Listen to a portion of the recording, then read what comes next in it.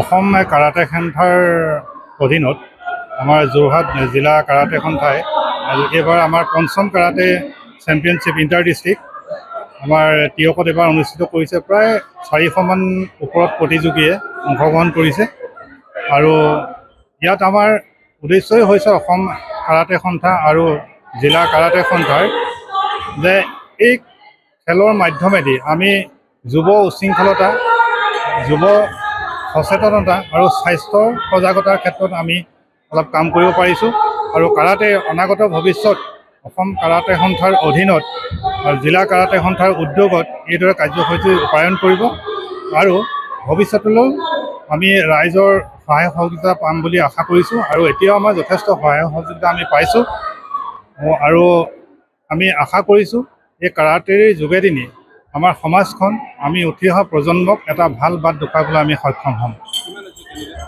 Candidate আপোনাৰ 400ৰ ওপৰতে হ'ব।